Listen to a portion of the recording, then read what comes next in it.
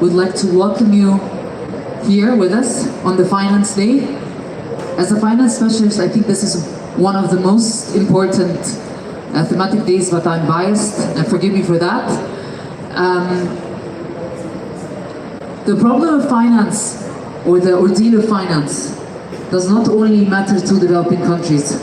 We're at times where all types of finance, whether green finance, blended finance, or all sides of finance, are crucial for all economies after the crisis, after the COVID crisis that we just went out from. Today's sessions are very interesting. The speakers come with a lot of information to share with you, a lot of interesting topics, so I encourage you to stay with us until our final session that ends at 7 p.m. I will not take more time. I will pass the mic to Ms. Joanna Neyman, discussing the role of central banks in sustainable finance, discussing challenges and opportunities. The mic is yours.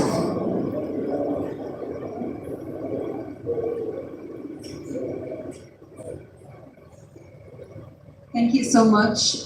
Ladies and gentlemen, it's really a great honor to welcome you to this session on the role of central banks in sustainable finance, challenges and opportunities. My name is Johanna Neyman. I'm the head of Inclusive Green Finance at the Alliance for Financial Inclusion. In this session, we will be discussing greening of the financial systems, and we have a very diverse, a very knowledgeable panel with us today that can tackle this subject from many different perspectives. We will start out by discussing the role of central banks in greening the financial system, following on by hearing from the MDB and the private sector perspective, and also to finish off discussing the different building blocks needed to establish successful frameworks and systems for greening financial systems at the national level. So, without further ado, let me introduce the panelists to you. We have Deputy Governor Mr. Rami Abulnaga, the Central Bank of Egypt, Managing Director Mr. Ravi Menon, Monetary Authority of Singapore, also Chair of the Network for Greening the Financial System, Mr. Emmanuel Nerinkindi, Vice President for Cross-Cutting Solutions, IFC, Mr. Daniel Selikov, Vice Chair, Public Sector, JP Morgan, and Chair of the Governing Board of JP Morgan's Development Finance Institution. And Professor Dr. Dirk Zetze, other Chair in Financial Law, Inclusive Finance, University of Luxembourg. Please join me in welcoming all of these panelists.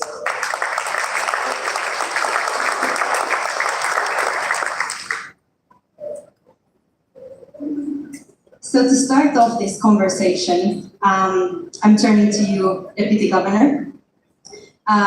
Deputy Governor Abulnaga has been the Deputy Governor of the Central Bank of Egypt since November 2019. He oversees the markets, foreign relations, monetary policy, economic research, information technology, and banking operations, as well as payment system sectors. But today he has joined us to discuss greening of the financial system. And I think it's very clear from the conversations we have here at COP and we've had in the last couple of years that in order to successfully green financial systems, there needs to be a very clear and strong collaboration between the public and private sectors. So therefore, central banks are needed to support the development of a more climate-considerate banking sector. So could you share from your perspective what can be done by both the regulators and the banks to strengthen climate finance? Thank you very much, Joanna, for the introduction. I'm very delighted to be on this panel with this established group and amongst this established crowd. What can be done? A lot needs to be done. We have taken leaps, the world has taken leaps, but there's still a lot ahead of us that needs to be done. To start off, we need to raise a lot of awareness. I mean, the key word here, in my opinion, if I would summarize what needs to be done, is awareness. There has to be a drive that's stemming from not just a necessity, but the desire to drive that change. In many cases, it's a matter of necessity, but more importantly, to get this through, you need to have also an alignment on the desire that what needs to be done to achieve sustainable finance. A Of course, the private and the public sector need to cooperate. There need to be harmonious policies between the private and the public sector with a clear understanding on the end game. Where do we want to go? What's the destination? How do we get there?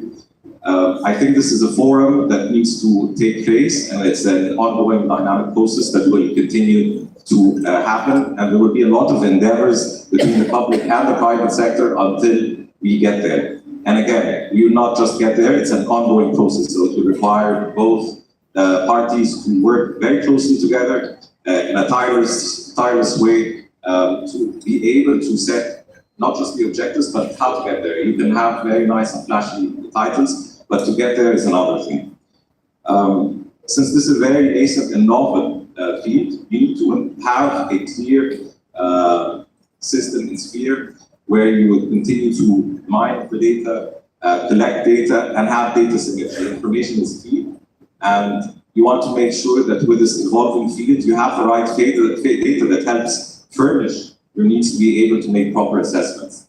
To that effect, you need to build capacity. Again, this is a very nascent and novel field. To be able to build capacity, you will need resources and you need a lot of time. So both are critical, both are important. You have to work towards that so that you can reach a low carbon economy with a clear understanding of what needs to be done. So without having the right capacities, both at the public sector and within the private realm, there's little that can be done. Building capacity is not a luxury, it's a must, and it has to be achieved on both sides. Of course, with that comes the improvement of the knowledge that will be developed by both the private and public sector to be able to understand the real challenges that do stem from the climate risks. And to do that, with the capacity building, they will be able to identify what the risks are and to be able to raise the right awareness to the market. So this is something that, again, needs to be pushed for very forcefully by both the public and the private sector and all the other stakeholders. Central bank's role, now more specifically on our specific mandate. Again, we know that especially in developing markets, you cannot afford to have a bottoms-up approach because, again, you need to nudge the society, you need to nudge the stakeholders to be able to work towards that, towards these aligned goals. To do that, you have to really hold the torch and hold the fort well to be able to drive that change. So as a central bank, you can work on different fronts. Some of them I've mentioned already, but again, it has to be a top-down approach so that you can lead that kind of change. To give you more of an idea of what central banks can do, and again, there's no one specific global standard that the central banks have agreed to. Again, this is still a process in the making, so it will have different iterations, continuous developments, and thus every central bank has to adapt according to its own objectives, its own risks and challenges that do lie within its jurisdiction. To that effect, I think central banks need to start by nudging the society, nudging the different stakeholders as mentioned. To start off, they can roll out initiatives for adaptation and mitigation within the banking sector. These initiatives can be rolled out gradually as the capacity is being built across the banking sector. You do not want to have overly ambitious targets without having the right resources and the right skill set. Second to that is, of course, if you think of what needs to, what can really be done to have something that is material on the ground, we need to incentivize the different stakeholders. As a central bank, as a regulator, you can easily do that by looking at cost-related matters. So lowering the cost capital requirement is one of the easiest ways you can do that. It's basically setting clear cost requirements related to climate finance, which would help and encourage both banks and the borrowers to adapt and mitigate. By doing that, you really cut a lot of lines, and it makes it a lot more lucrative for the different stakeholders to have a clear incentive and advantage to be able to adopt and mitigate. Of course, you need to also have more governance and to regulate the environment in a way that doesn't make it havoc, where people are striving in different with different efforts but there's not a clear guidance by the regulator. So issuing guidelines by the regulator is very necessary, and it's helpful. It anchors objectives and it aligns them, and it makes the process to sustainable finance and climate considerate financing a lot more easier to streamline across the ecosystem. Of course, as a central bank, you can lead by example as well. You can start by actually investing and deploying your own funds in climate considerate investments. So that's also another way where you can lead by example. And if you adopt a green finance, green bond framework, that will definitely also help boost and bolster matters in a more effective way. Closer to home, and what we have done as a central bank at the Central Bank of Egypt, we have already worked on different fronts. As a matter of fact, we have already in 2021, July 2021, we have issued the guiding principle for sustainable finance.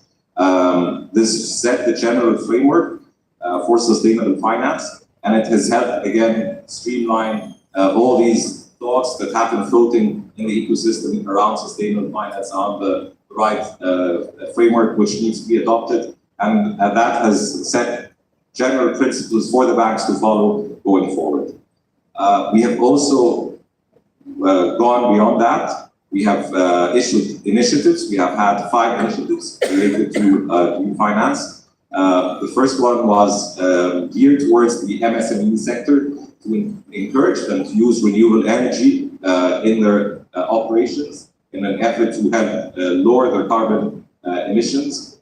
We've also pushed different sectors to use natural gas. We've done that for bakeries. We've done that also in cars, where we've also initiated a dual fuel system. We've very consistent with the effort also encouraged through an initiative for modern irrigation systems as well. So these are just a few initiatives that the central bank has actually embarked on to help encourage and bolster green finance.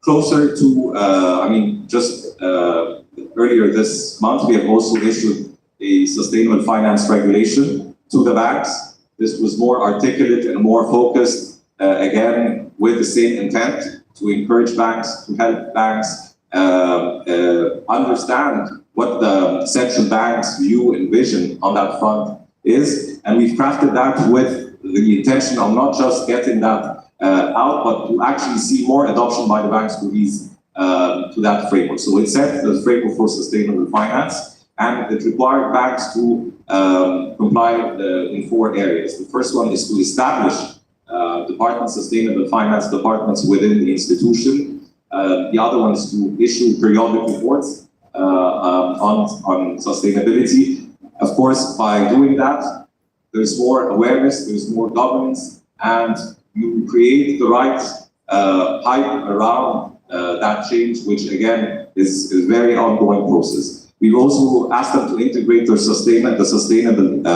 finance within banks' policies and procedures, so that it's well embedded and entrenched in the policies and procedures. And we've asked them to rely on environmental consultants to be able to assess environmental impacts, especially for the large projects with considerable carbon emissions.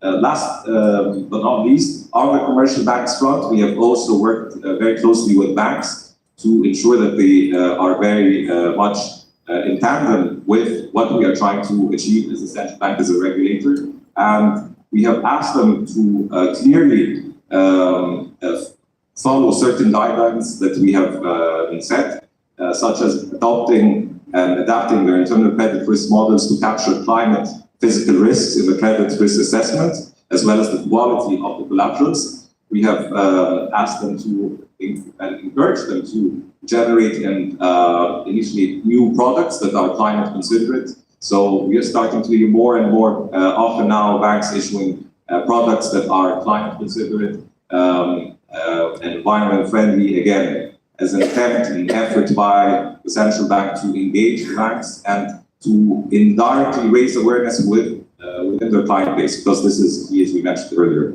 Collecting data is also crucial so that we have the right database to be able to assess and forecast the needs and have a better understanding of what kind of risks they are exposed to. As mentioned, increasing client awareness is not a matter of luxury anymore. And last but not least, integrating their own policies within the national policy.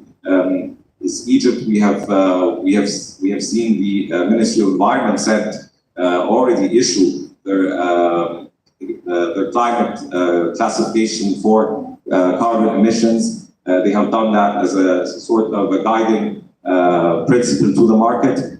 We have the Egypt 2030 vision, as well as the Sustainable Development Goals, all which are aiming towards sustainability, environmental considerations, very much in line with the country focus. So this is, in summary, the main thoughts that the central bank has followed. Of course, this is an ongoing process. I keep repeating, this is an ongoing process. Awareness is key. Onboarding and having a clear ownership of the stakeholders is also quite critical to make this materialize in a constructive way. Thank you. Thank you so much, Deputy Governor, for that rich overview. I think it's really impressive to see how the Central Bank of Egypt is leading in this space, having both a very strategic approach, but also investing in specific initiatives, working both on the broader macro level, but also targeting MSMEs and individuals with some of the initiatives, but also focusing not only on the mitigation side, but also on the adaptation and resilience building. So thank you so much for that overview, and looking forward also to seeing the next steps for the central bank. We're going to continue with a focus on central banks and their role in sustainable finance. The Managing Director, Ravi Menon of the Monetary Authority of Singapore, and the Chair of the Network for Greening the Financial System. Mr. Menon is also a member of the Financial Stability Board Steering Committee. The NGFS was founded only 2017, very late in 2017, by 8 central banks, and at the moment you have 121 members from 19 observers. That's really a rapid growth, and I believe also the areas we've been focusing on have been years. It's been fascinating to follow the development of the NGFS in the past years. And I'm now wondering if you could share a little bit more of the past journey of the NGFS, but also where you're heading right now and how you see the role of central banks in our strive for mitigation and resilience building. Thank you. Thank you very much for that. You've already given a very good introduction, and first off, thanks to the Central Bank of Egypt for putting this together, and I'm really grateful for this opportunity to be here. And just listening to the Deputy Governor, I think it's a model answer to what central banks and supervisors can do to green the financial system. So I'm going to speak primarily from the perspective of the Network for Greening the Financial System, and not so much from the Monetary Authority of Singapore. If there's time, we could come back to that. But I want to focus on what the network of central banks and financial supervisors for greening the financial system have been doing to answer the question as before us, what's the role of central banks for greening the system? As we just reminded, NGFS was just formed in December 2017. Started off with 8 founding members. Today we have more than 140 members and observers. It's a remarkable growth. And basically, it is a coalition of the willing to come together to help green the financial system. We can't do it alone, but we want to be as central banks and regulators to be as facilitative as possible. And today, 140 central banks and supervisors and other international bodies share that vision and have been working together. Let me give a quick overview of what we're doing. I'll just list the initiatives and then go into details on just some of them in the interest of time. So what are the central banks doing for greening the financial system? 10 key initiatives that the NGFS is currently engaged in. First, We are enhancing supervisory practices for managing climate and environmental related risks. So these are risks that we need to watch, financial institutions are exposed to, and so how, as a financial supervisor, we can work with industry to manage those risks. That's one. Two, designing actionable climate scenarios. So much is unknown in this space. You want to work off scenarios, alternative scenarios for the future to do that risk assessment. Three, assessing the implications of climate change for monetary policy. We know it has an impact on macroeconomic outcomes, inflation, but what does it exactly mean for monetary policy responses? So that's another area we're studying and actually engaged in. Providing guidance for central banks' own net zero transitions. We need to set an example and themselves able to do to get to net zero, both on the investment portfolio and their domestic operations and their production of notes and coins. Analyzing nature-related financial risks. That's number 5. So it's not just the climate. The loss of biodiversity and nature-related risks is an additional consideration for financial sector balance sheets. So that's another area we're looking at. 6, building the capacity among our members. 140 members at different stages of development, and we want to gear up everyone as quickly as possible to a high level of competence in dealing with environmental and climate-related risks in the financial system.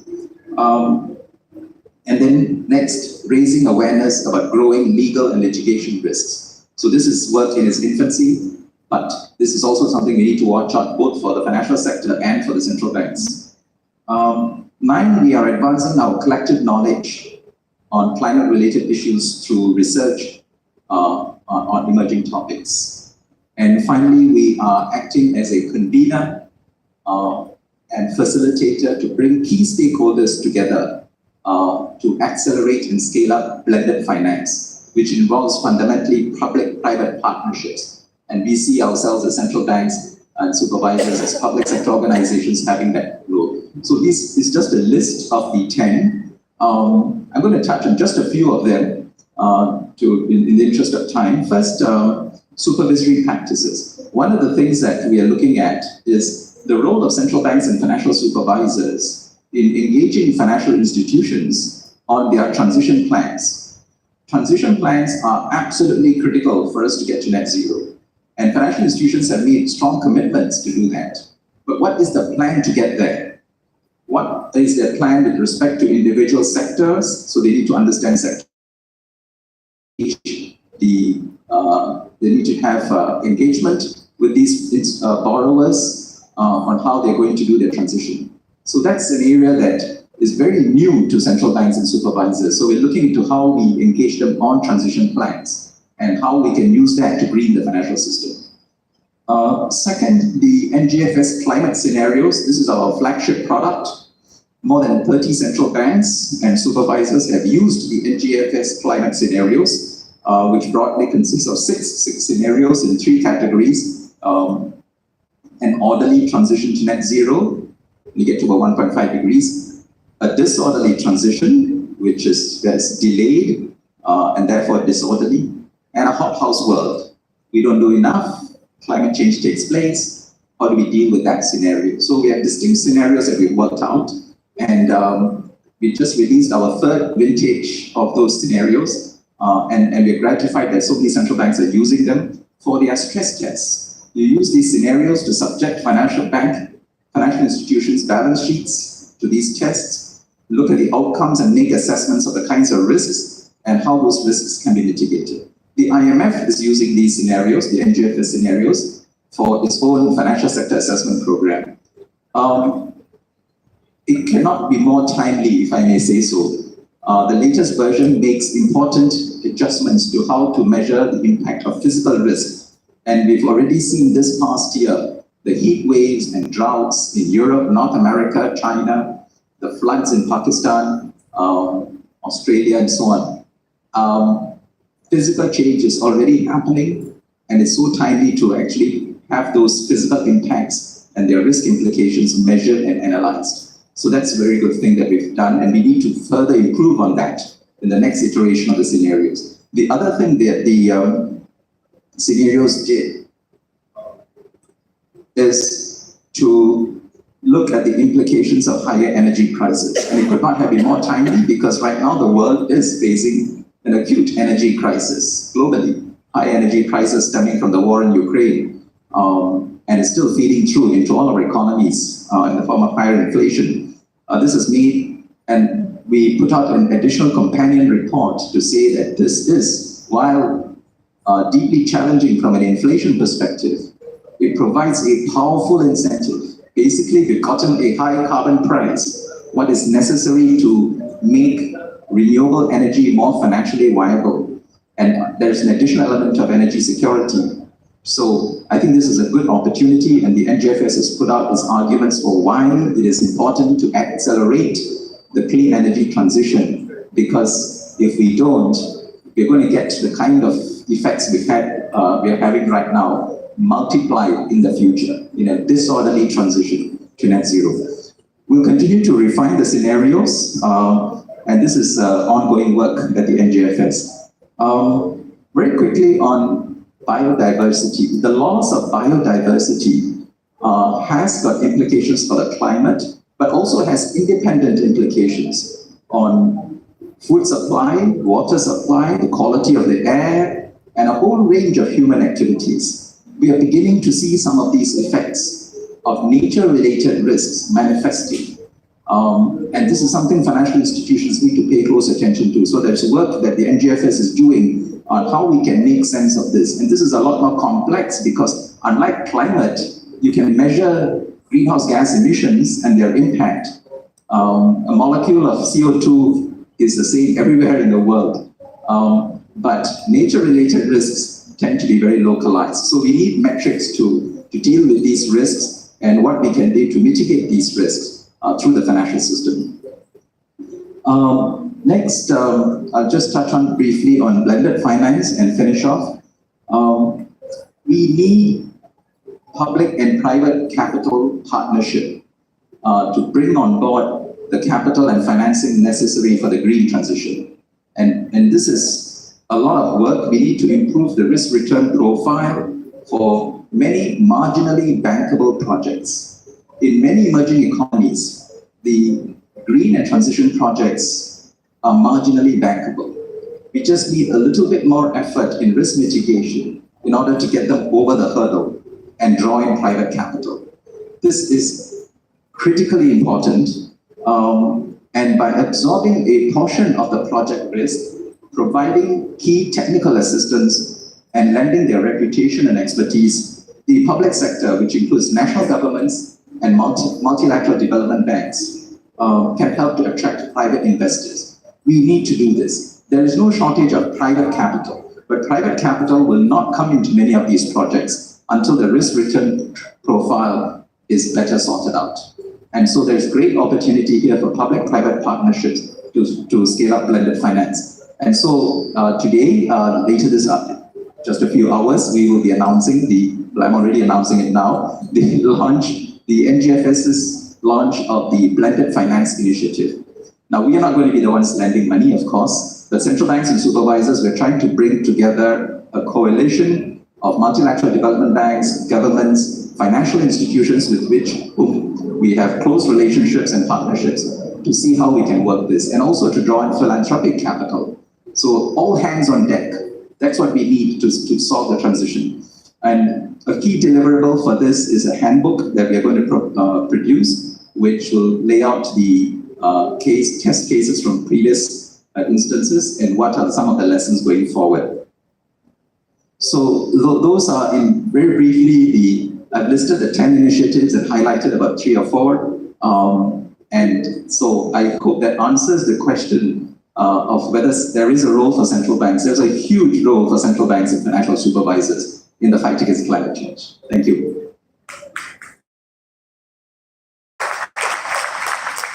Thank you so much also for that very clear answer at the end and for sharing some of the really impressive initiatives by the NGFS.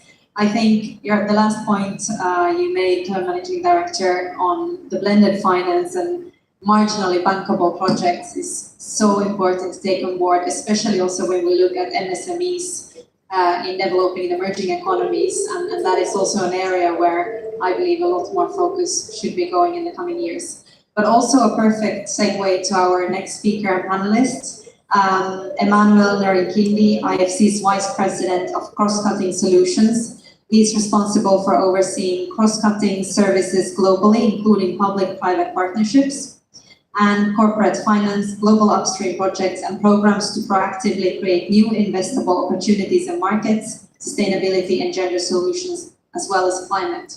So I think that perfectly fits on to where the previous speaker ended. So Vice President Narinkindi, from the IFC's perspective, can you share more about the developments in the past years, especially institutions can do to advance national level policy development, and how you see the response to green finance regulation and policy development amongst financial institutions? Sure. Thank you. Thank you.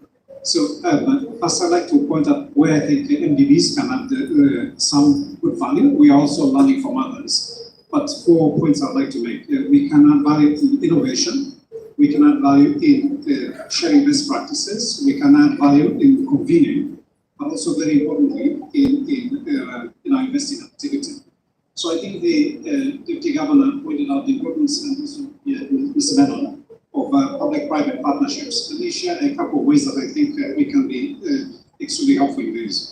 So the World Bank, as one of the OMDBs, has done a financial sector assessment program which addresses climate risk assessments and has worked with central banks in the Philippines, in Bangladesh, and in Morocco. So working with the public sector. On the MDB front, they have created several financing platforms, particularly for developing countries where the challenge is particularly acute within emerging markets. And here we have instruments such as the Clean Technology Fund, the scaling up of renewable programs, and also the Green Climate Fund. So all these instrumental in bringing financing to the cause of green financing in the emerging markets.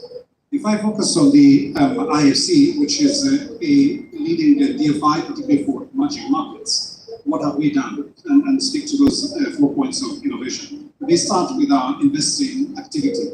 So we are quite involved as investors in looking at various ways to mobilize other investors through the setting up of funds and platforms that channel climate financing to emerging markets. And here we have platforms that we set up with Amundi, Allianz, and others that have been mentioned on the table, where we channel sustainable financing to sustainable projects, which is sorely needed in emerging markets. Last year at COP, we announced 2 key platforms, the MCPP One Planet and the Seed Bond Program.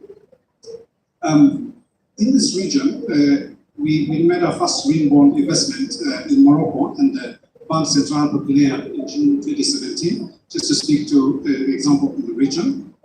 And in South Africa, we supported the Standard Chartered Bank in March of 2020 with its first offshore green bond issuance, which was also coincidentally Africa's largest green bond. We then also supported a first round in South Africa to grow its climate portfolio, particularly in renewable energy, and that has dedicated funding for water smart projects. First time that's done in this part of the world and this country. So key for water security, which is a key feature for adaptation. Closer to home in Egypt, we were very pleased and honored to support the Commercial International Bank by being an investor in its green bond, which has been key in opening up spaces with renewable energy, green buildings, and energy efficiency. And we have also been able to support CIB with capacity building and the effective utilization of these proceeds. So our role as an investor and in bringing innovation through investing activity. We think to your second question about supporting the development of national plans. Again, there is quite a lot of capacity in countries, so we are supplemental to the efforts. But the importance of bringing new knowledge, bringing new tools, but supporting also technology transfer. This is important for developing strategy and also for supporting national action plans. We are, as I said, a convener, and I want to talk to our role with the Sustainable Banking and Finance Network, which were instrumental in forming and have a pleasure of leading their secretariat since 2012. The SPFN, to just use the acronym, includes about 74 institutions, which are representing 62 countries, but also represent 43 trillion in assets and represent about 86% of the balance sheet of emerging markets. This is a huge convening power that we are proud to be a part of, and we're very honored to have the Central Bank of Egypt and also the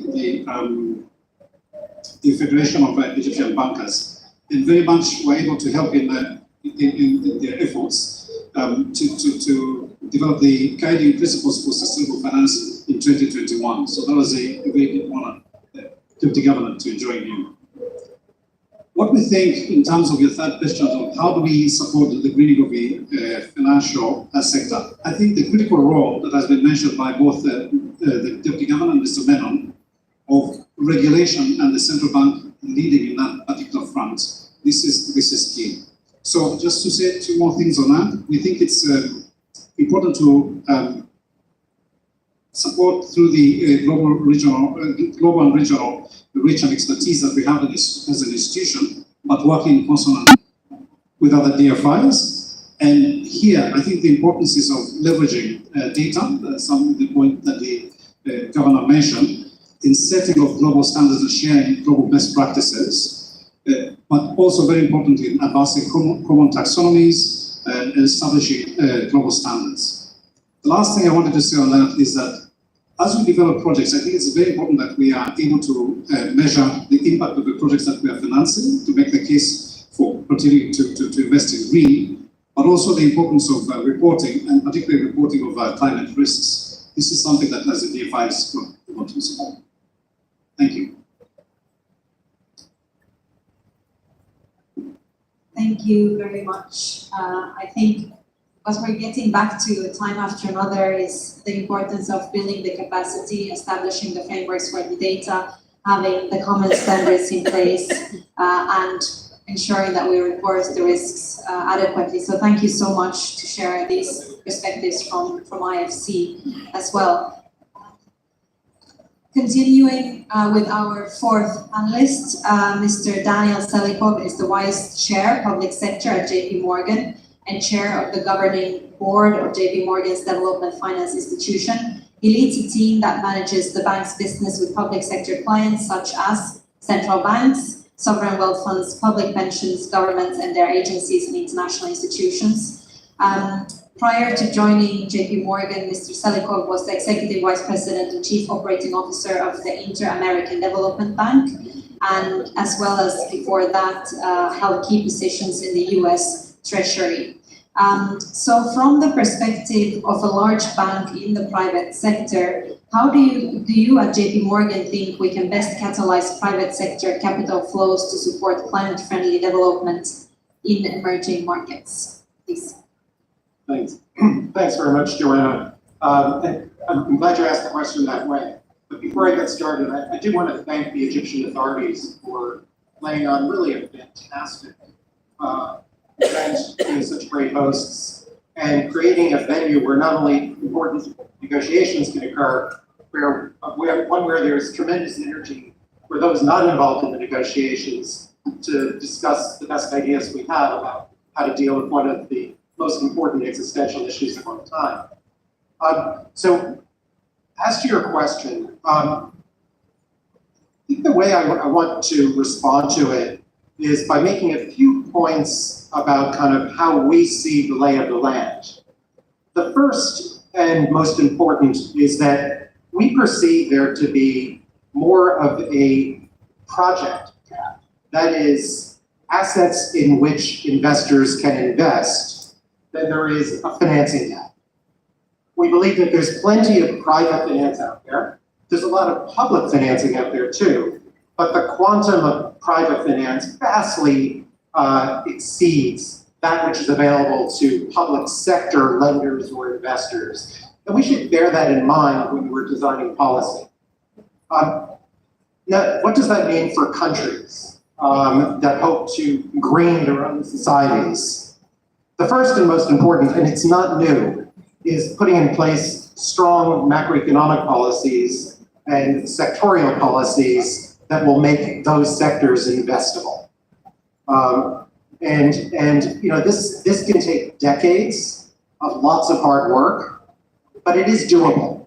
And one has seen over the past few decades, literally hundreds of millions of people now live in countries where the financing cost has dropped very, very dramatically.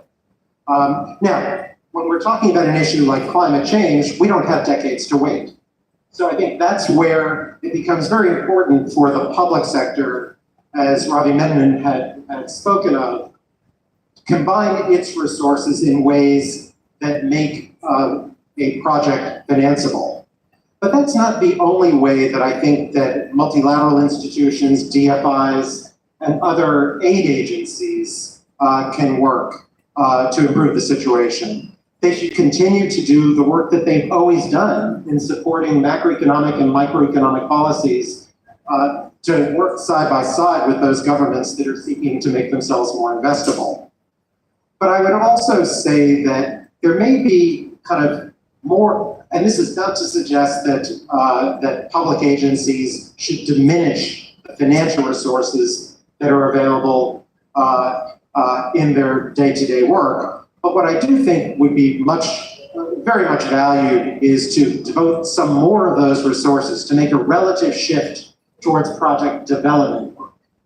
And that means working with the national authorities to identify projects that will make a difference in green finance, prioritizing them, helping design concessions so that the risks are borne in the right pockets, whether by an official institution, the government, lenders, or project sponsors. It's very difficult, but at the end of the day, a wind farm in Germany costs about the same to finance as a wind farm in Mauritania, but for perceived country risk. So the more that we can do to diminish that country risk in the short term and to overcome it with official financing, should the short term be too short, the better. I think that the other thing that would be very, very helpful is for the projects that are developed, the project development work that official institutions should do, the linkage should be severed from project financing activity. That means that the first call on financing a project should be left to the private sector.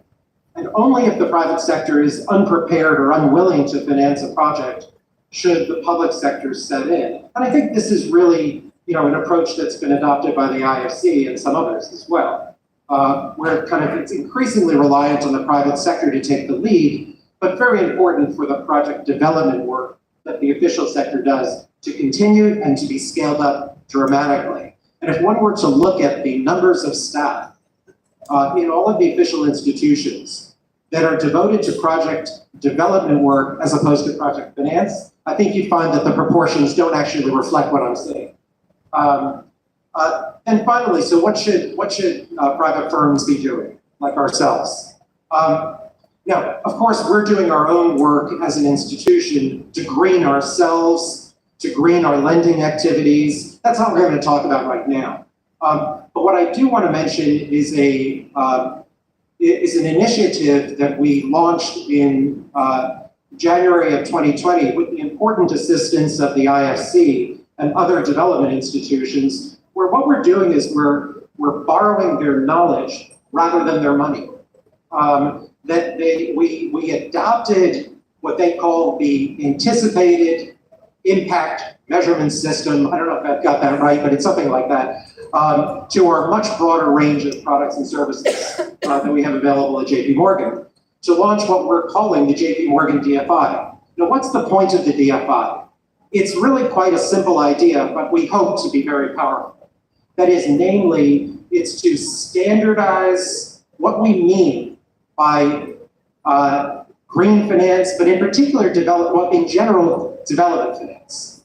to standardize our discussion about anticipated impacts, to come up with acceptable metrics, to come up with monitoring and evaluation frameworks that the users of capital will abide by, and then to do our best to socialize these standards across the financial ecosystem. And that's really what we're doing just now, is we're convening groups of multilaterals, peer institutions such as ourselves. We're hoping a couple of central banks will be joining us, as well as some key institutional investors to agree on what these standards ought to look like.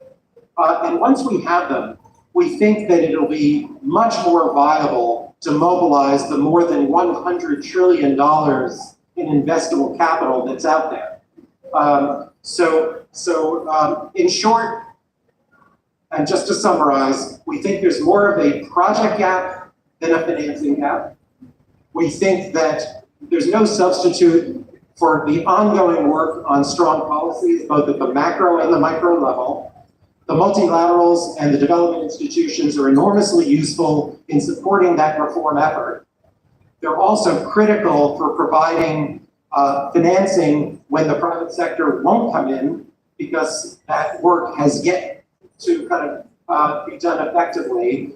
But then, from our perspective, most importantly, coming up with products that we think will be invested in by private investors, which could really make a big difference in terms of bringing the financial system.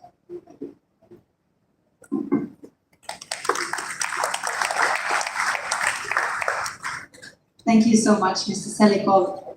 It's not the financing gap, but the project gap. I think that's a very interesting conclusion to share, and also sets a clear challenge ahead of all of us to green the financial systems. This brings us to our fifth speaker today, Professor Dr. Zece, professor in financial law at the University of Luxembourg, where he holds the other chair in financial law, inclusive finance since March 2016. Dr. Zece, you've been researching extensively about sustainable and green finance in the past years. So could you please share some of your insights on the prerequisites to develop domestic green finance? And also, what are the current trends that you're observing right now? Thank you, Johanna, also for the introduction, and thank you very much also to the Central Bank of Egypt for organizing this wonderful venue here. When we think about robust frameworks for inclusive green finance, sustainable finance in general, then we should think about 6 building blocks. 6 building blocks in the sense that these are preconditions for effective policies that result in the projects that we need. The first is, of course, a strategy. The strategy is easy to write, hard to enforce. So in that regard, paper is patient, and we all need to be aware that we write on paper needs good measurements afterwards. So when you write a strategy, already think about how can you measure progress, because when you can't measure, you can't implement, you can't convince people that what you have done was really effective. The second aspect is a classification system. And when you think about classification systems, we have a broad array of choices. We can start with very granular taxonomies like the Europeans did, then we will probably achieve nothing. Why not? Because it takes a lot of regulatory capacity. Instead, you can start with your national priorities. When you have a water problem, too much or too little water, then this is your problem. And this is where you should start. You shouldn't try to solve the whole world's problem with one piece of legislation. That's just impossible. So start where the problems are, focus on them, and mitigate these problems with an effective classification system, and leave the rest for broad principles. So here it is really, really crucial that if you want too much, you won't achieve anything. And this is always to be kept in mind for effective regulatory policies. The third element is prioritization. Prioritization means inside the central bank, and for instance, having a sustainability department is a strong indicator of prioritization, but also prioritization among the financial institutions that are active in your jurisdiction. And here, policies like sustainable banking principles or an ESRM guideline or something like that have the effect of prioritization. So it's not that these guidelines are so 100% perfect or effective. It is that they ask to change the tone at the top, that really these things matter. Because when you have these policies in place, you can't disregard these values in the policies when you have to report on these policies. So that changes the tone on the top inside the institutions. Number 4, and this is, I think, I heard it in every panel since I arrived here on Monday morning, this is data and models. Data and models. Very few data exist that are really granular and sufficiently disaggregated to be used for our purposes. We have mesh data, we have usually a lot of rough estimates in the market. Again, we can't change the data gap overnight. That will take too many scientists that we don't have right now. But we can focus on our national priorities, develop data sets that we can measure, and be granular in your approaches. Don't mesh something together that doesn't fit. In this regard, work together with the quantitative finance people because they usually know how to disaggregate data. Yeah? So it's really crucial that we get away from this excuse, we don't have data, we can't measure. If we do this, we will never be able to convince the donors, but also the private financiers that what we do makes any change. I think something that has been underestimated is the role of an ecosystem. A sound sustainable finance approach is not an approach by one bank. A sound sustainable finance approach requires thousands of different experts, from scientists to lawyers to auditors to data generators to model testers to finance people trying to find a correlation between these data that they have and the financial output. Because something shall not be underestimated. There is a huge lack of evidence between the financial output, there's a link between the financial output and the sustainability impact so far. That is a very, very weak point in the whole argument that we have, and we can only remedy that problem when we collect granular data and focus on this model development together with a strong ecosystem. And this ecosystem is not necessarily a department inside a bank. It may be a free agent, it may be a fintech firm, it may be someone who comes from the university with a great exercise in quantitative finance and now applies the same skills to sustainability data. Yeah? So here it's crucial to understand that sustainable finance is not the job of the central bank, of the economy as such.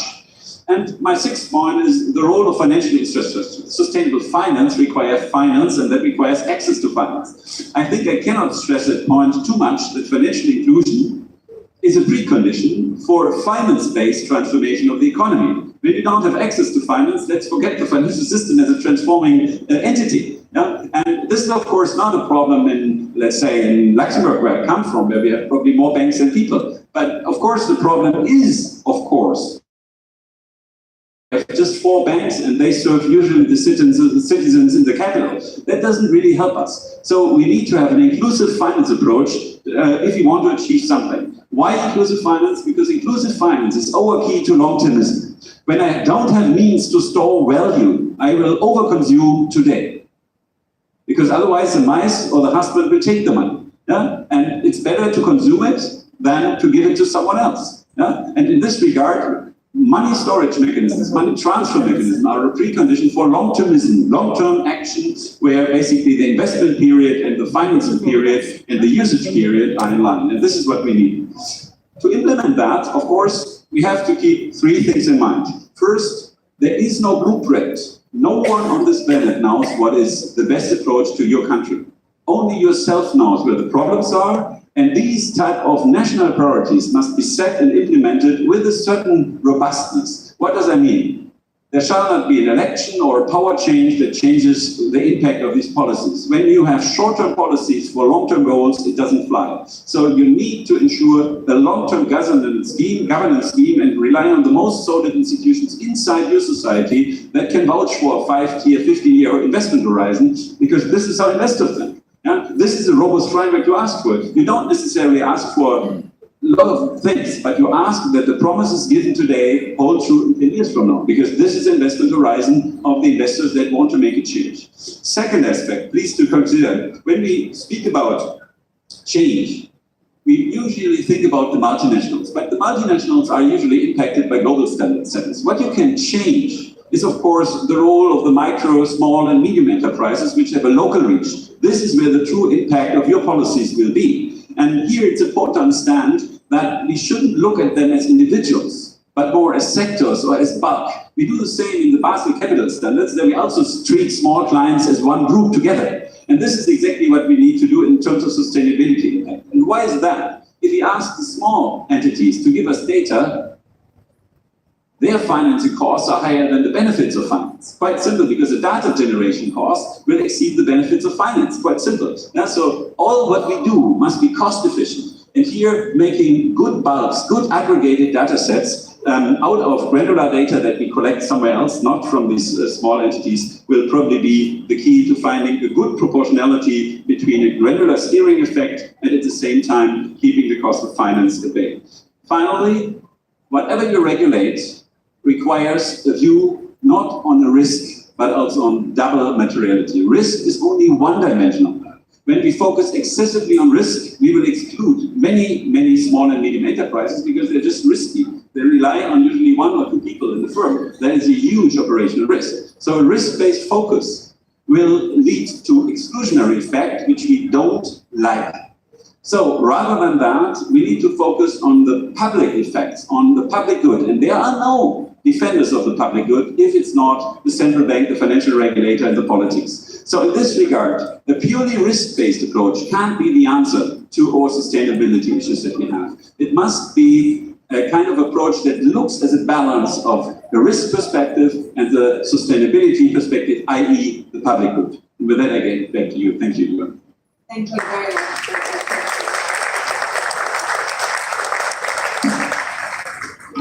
I think sharing those 6 building blocks is a splendid way of concluding this panel and really bringing together the different prerequisites needed in order to green financial systems at the national level. This panel today has been taking us through the role of central banks, but not only central banks, but the different stakeholders of the ecosystems to green financial sectors. I feel a lot of pride because a couple of years ago we would have been discussing if there is a role of central banks. Today, we're not even having that debate, we're actually discussing how. And we're also sharing concrete practices and examples of what's being done today. And not only is this a conversation between central bankers at the spring meetings, but it's involving different stakeholders into the conversation. And we are today, not in DC, but we are at COP27, bringing this conversation to even broader audiences and ensuring that central banks and different financial institutions at the national and international levels are a part of this crucial conversation. So with that, a really big thank you to the Central Bank of Egypt for hosting this panel today, and a big thank you to all the panelists.